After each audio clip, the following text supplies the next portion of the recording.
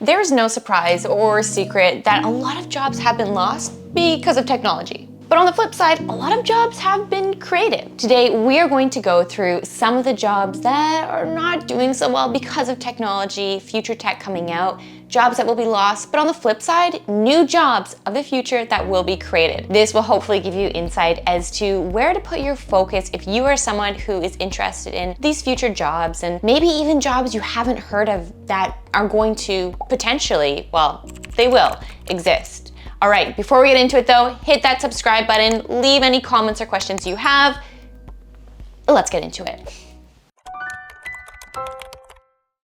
Do you know what though is a really interesting job that has survived in tech through so many different iterations and evolutions? The bigger question though is, will it survive the AI evolution? The answer is it will. Can you guess what I'm talking about? No surprise here, it is software developer. I mean, think about all the stages software developers have gone through.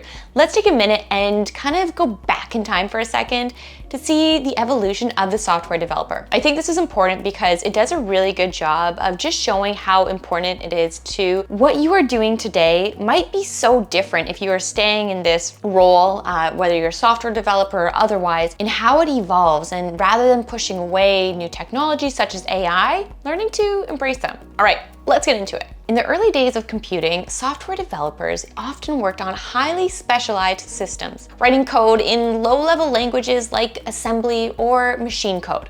And this work was really laborious and very time-consuming. Honestly, I don't think I would have wanted to be a software developer back then. Then we got the introduction of the high-level languages. Thank goodness, which started out with things such as Fortran, COBOL, and then later things like C, Java, even Python, which of course, as we know, allowed for developers to write code in a more human readable format, which of course sped up development. Then introducing the world of IDEs. Yeah. These tools honestly were an area that allowed for more automation. This is one of the first times, I think anyways, that we really see automation with coding starting to align together. Okay, we could keep on going throughout all the different technologies, but the point of this exercise is to show you just how far software development has come thanks to technology. With new technologies coming out, even back when higher level programming languages came out, I'm sure at the time their response was, oh my goodness, anyone now can program, it's going to not be in demand, it's too human-like, but we got past it and we're gonna get past this AI evolution too. A lot of new low-code tools are being introduced, which will help us code faster, better, and in turn be able to create more really interesting products. Or that's the hope anyways. All right, I gotta sit down here. Next up, I wanna take you through some roles that will exist in the future. Roles that don't exist today or are just on the brink of starting to be in demand and needed. A lot of these roles will come out of AI, no surprise here, but there will be roles that are technical and non-technical, so no matter where your skill level is at with that, there is a role for you in the future. The first one being robotics sports coach. Yes, this is very specific. Being a sports coach for robotics, like what does that even look like? The interesting thing is why I added this onto the list is because I don't know if you've seen this video clip, I'm gonna share it with you right now, of this robot playing tennis with humans. Now this is not real, this is just generated online, but it just shows you, and it really prompted a lot of people to start thinking about what is it like when we get to the point that robots are at a level where they can play sports with us. Do we allow that? Do we not allow that? That's a whole other topic of question. But being a robot sports coach is very specific. So let's take it back a bit and say a robot manager in general. And this is definitely something that will be needed in the future. Someone who is skilled in dealing with this hardware, but also to the AI side of things and interacting with these robots, being able to manage them, whether it be they're working at, say, a Starbucks or in the sports area. I know this sounds so strange, but when you really start thinking about it, we are pretty close to there. I mean, if you go over to Japan now, you see a lot of these robots will take your orders. They're not necessarily in the form of a human per se, but it's really interesting to start thinking about that we could be managing robots in our lifetime. The next one is really interesting for anyone who is passionate about cybersecurity. This is called a personal privacy advisor. And these, I would say, roles already kind of are implemented in our world today, just with varying titles. And what these individuals will do is help individuals navigate the complex world of digital privacy, so ensuring their online activities and data remain secure. Honestly, I feel like I would hire someone to help me with that, understanding better how I can be the most secure I possibly can. So this is a role that, although it's listed as something that will be in demand, a new role in the future, I think today this is something we're already seeing in cybersecurity. Okay, this next role already exists to varying degrees, but it will continue to become more and more in demand. This is a virtual reality experience designer. Now, before you go, oh, Tiff, VR is just not gonna take off. We've tried for so long, so many years. Have you seen that interview going around with Mark Zuckerberg and Lex Fridman on his podcast? Essentially what it is they are in the metaverse and talking to each other. And it's so fascinating to me. I'll share it with you on screen here.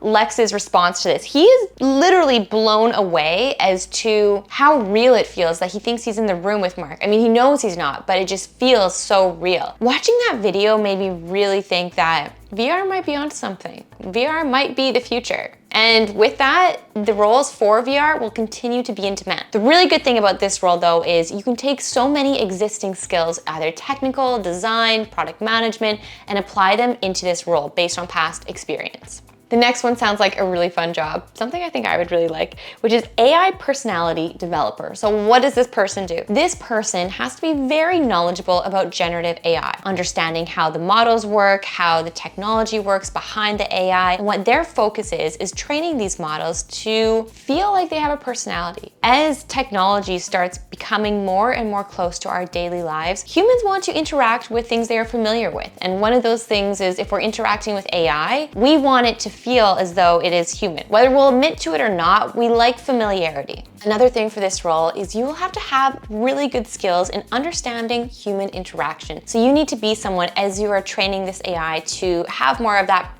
human-like personality that understands human psychology and social interactions. These jobs sound kind of fluffy when you first say them, but when you really think as to what the requirements are, these are very highly skilled roles. For example, in the role, you would need to understand natural language processing. You'd work closely with the NLP engineers to ensure that AI's language understanding and generation are actually in sync with the designed personality. So if you are someone who's going to be speaking and working closely with these engineers, you need to understand the tech behind it. Maybe not to the level where you are building it, but have a deep understanding about it. All right, those are some really fun jobs or interesting jobs. And I hope the purpose that you, or the outtake or outcome of these when I'm sharing them with you, that you got is that there are so many jobs that don't exist today that will in the future. And the most important thing is continuing to level up and being open to these really quirky, interesting roles. I think one of the things is we often feel as though we need to put ourselves in a bucket. Okay, I am going to specialize in this and this way only. When in reality, yes, that is great to be a specialist, because what that will do is continue to allow you to, I need to get water, continue to allow you to grow in that specialty, whether it be cybersecurity or data or